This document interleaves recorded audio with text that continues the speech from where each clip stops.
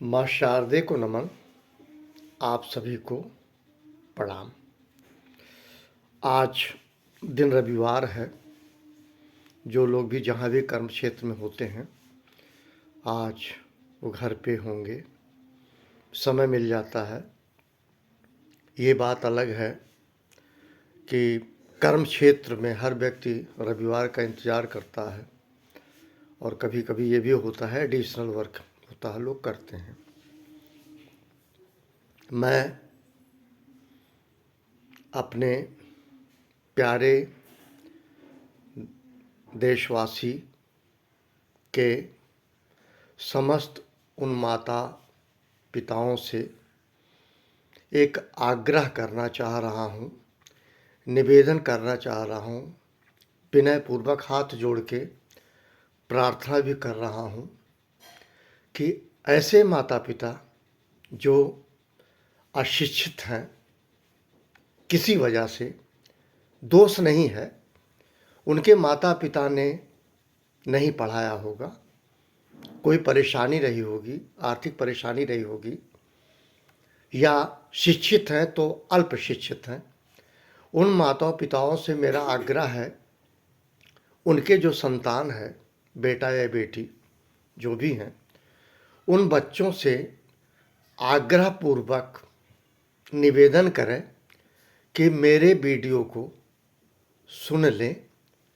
देखने की आवश्यकता नहीं है कि मुझे देखा जाए मैं कहाँ हूँ, मेरा वीडियो केवल सुन लिया जाए। एक बहुत पुरानी कहावत है, पूत सपूत का धन संचय, पूत कपूत का धन संचय। अगर आपका संतान है, अगर शिक्षित है, और शिक्षित यहाँ सपूत और कपूत का संबंध मेरा दूसरे से जोड़ रहा हूँ, इसको अन्यथा मत लीजिएगा। जो अच्छा खासा पढ़ लिख के संस्कारों से निहित है और आगे चल के वो उन्नत करे, ऐसे को मैं सपूत कह रहा हूँ। कपूत उसको कह रहा हूँ जो जिनके माता पिता के आगे चल के बच्चे कंट्रोल से बाहर हो जाते हैं, कुछ भी माता पिता का नहीं मानते, और माता पिता का कुछ आचरण भी है जो बच्चे अपनाते हैं। यदि पिता के आचरण ठीक नहीं है तो बच्चे को रोक नहीं सकता। मैं इन बातों में नहीं जा रहा हूँ, मैं कोई संत महात्मा नहीं हूँ। मैं ये कह रहा हूँ, मैंने एक अनुभव किया, जितने भी प्राइवेट स्कूल है वहाँ पे जो हमारी बेटियाँ पढ़ा रही या बेटे पढ़ा रहे हैं, हमारे बच्चे, मेरे खुद के बच्चे नहीं, मैं सभी उन बेटियों को कह रहा हूँ जो स्कूल में पढ़ा रही हैं, उनको 5 से 6 हज़ार रुपया महीना दिया जाता है।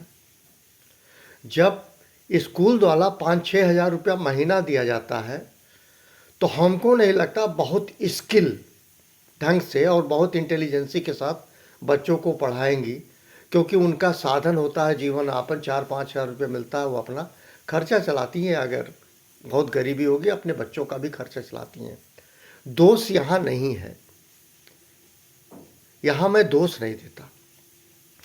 मैं सिर्फ ये इस वीडियो के माध्यम से ये कहना चाहता हूँ कि यदि जो भी टीचर स्कूलों में पढ़ा रहे हैं, अगर उनका कॉन्सेप्ट क्लियर नहीं है तो उसको एक बार मौका निकाल के पढ़ लिया करें, उससे उनको फ़ायदा मिलेगा। और प्लस जो नई जनरेशन है, बच्चे जो कहते हैं आज का बच्चा कल का भविष्य, कहा जाता है, बहुत पुरानी कहावत है, आज का बच्चा कल का भविष्य, उनके काम आ जाएंगे वो, और ज़िंदगी भर वो उन्हें भूलेंगे नहीं, ज़िंदगी भर।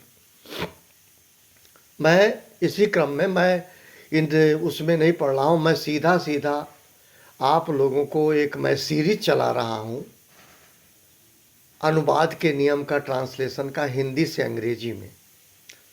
मैं कहूँगा जो बच्चे किसी वजह से ट्यूशन नहीं पढ़ पा रहे हैं, उनके माता पिता ट्यूशन फीस नहीं दे पा रहे हैं, आर्थिक स्थिति नहीं है कि वो ट्यूशन पढ़ा सकें, उन बच्चों के लिए मैं निःशुल्क ये कहूँगा, अगर उनके घर के अंदर किसी के पास भी स्मार्ट मोबाइल है, तो उसको हमारी बात को सुन लें, बड़ा मज़ा आएगा और वहाँ कहीं कन्फ्यूजन नहीं होगा उनको किसी भी तरह से। फिर भी अगर कन्फ्यूजन बाय द वे होता है तो मेरा मोबाइल नंबर है 9838442670। Again I would like to repeat 9838442670। This is my mobile number. अगर कोई कन्फ्यूजन होता है तो हमसे क्लियर कर लें। मैं विगत 2 दिनों में प्रेजेंट इंडेफिनिट के नियम बताए, कॉन्टिन्यूअस का बताया, प्रेजेंट कॉन्टिन्यूअस का।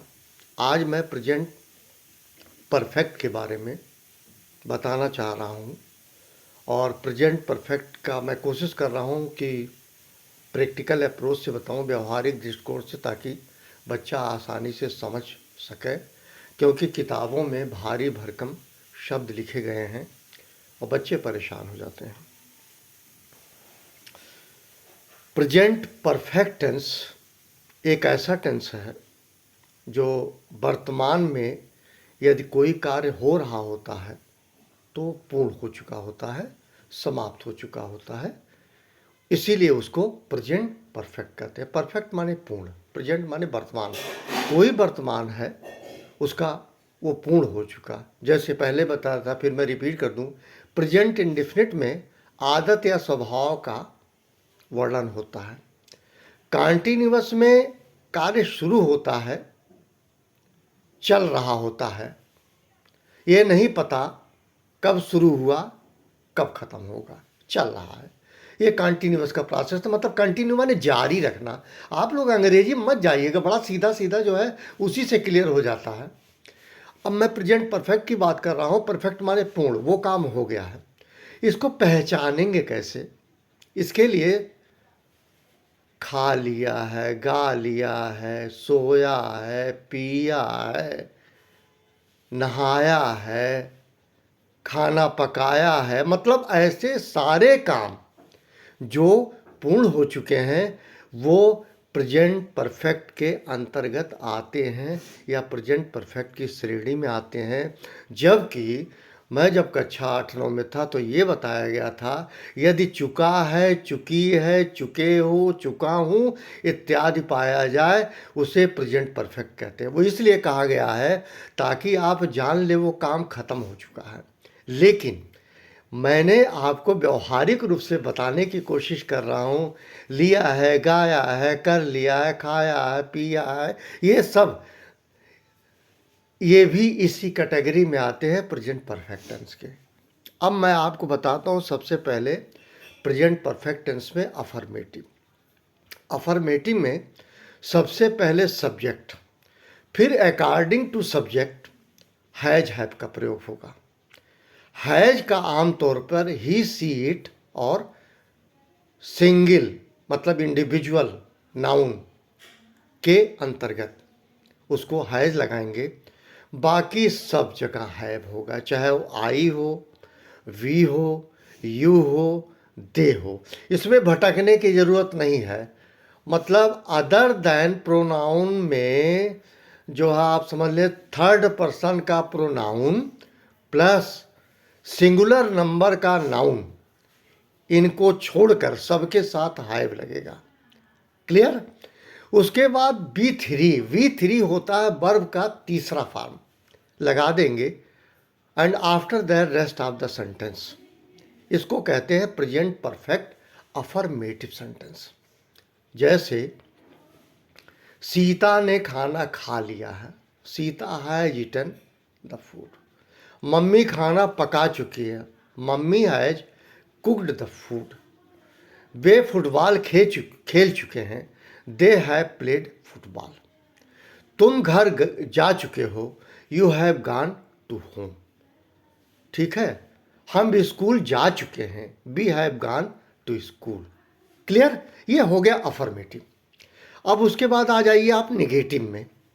निगेटिव जिसको कहते हैं निषेधात्मक वाक्य। जैसे सीता ने अपना काम पूरा नहीं किया है, Sita has not completed her work. Ram school नहीं गया है, Ram has not gone to school. तो हुआ क्या? कुछ नहीं हुआ। असर्टिव में या अफर्मेटिव में, असर्टिव में अफर्मेटिव निगेटिव दोनों होता। मैं अफर्मेटिव से जब निगेटिव में आप कन्वर्ट कर रहे हैं तो स्ट्रक्चर में कुछ नहीं है, केवल V3 और हैज या हैव के बीच में नॉट लगा दें, आपका निगेटिव कंप्लीट हो गया। अब मैं आता हूं इंटेरोगेटिव। वही ऑक्सिलरी वर्ब हैज हैव जो अकॉर्डिंग टू सब्जेक्ट आप लगाते हैं, उसी को सब्जेक्ट के पहले लगा दीजिए और सब्जेक्ट लिख के फिर आगे V3, फिर then rest of the sentence, that will be interrogative. जैसे क्या राम स्कूल जा चुका है? Has Ram gone to school? क्या तुम फुटबॉल खेल चुके हो? Have you played football? ये हो गया आपका interrogative. Now fourth and last, that is interrogative and negative. मैंने पहले भी कहा है कि आप लोगों के किताबों में जो नई बुक है, इंटेरोगेटिव एंड निगेटिव, ये दोनों कन्वर्जन आमतौर पे उसी इंट्रोगेटिव के साथ ले लेते हैं, उसी इंट्रोगेटिव के साथ ले लेते हैं। और ऐसे में इंट्रोगेटिव में निगेटिव में ये समझना है, आप ऐसे समझिए, मैं सेपरेट एंटिटी में बता रहा हूँ। उसमें ये समझिएगा, पहले हैज या हैव, फिर सब्जेक्ट, फिर नॉट, फिर V3, फिर rest of the sentence. Clear? अब जैसे क्या सीता स्कूल नहीं जा चुकी है? क्या हो गया? क्या सीता स्कूल नहीं जा चुकी है, मतलब has Sita not gone to school. तो क्या हुआ? फिर वही बात आई जहां से स्ट्रक्चर शुरू हुआ, हैज या हैव आप ऑक्सिलरी वर्ब लगाए क्वेश्चन मार्क के लिए। अच्छा हाँ, interrogative and interrogative and negative में दोनों में क्वेश्चन मार्क आप लगाएंगे लास्ट में, और बाकी अफर्मेटिव नेगेटिव में फुल स्टॉप लगाएंगे। आई एम सॉरी, मैं ये बता नहीं पाया, इसके लिए व्यक्तिगत सॉरी हूँ। अब इंटेरोगेटिव एंड नेगेटिव में वही चीज़, अब मैं चारों को अगर बताने की कोशिश करूं, केवल एक वाक्य लेके, हरी अपना काम कर चुका है। Hari has done his work. Hari अपना काम नहीं कर चुका है। Hari has not done his work. क्या हरी अपना काम कर चुका है? Has Hari done his work. क्या हरी अपना काम नहीं कर चुका है? Has Hari not done his work. This is all about regarding present perfect tense, affirmative, negative, interrogative and negative। Thank you very much. आप सभी को प्रणाम।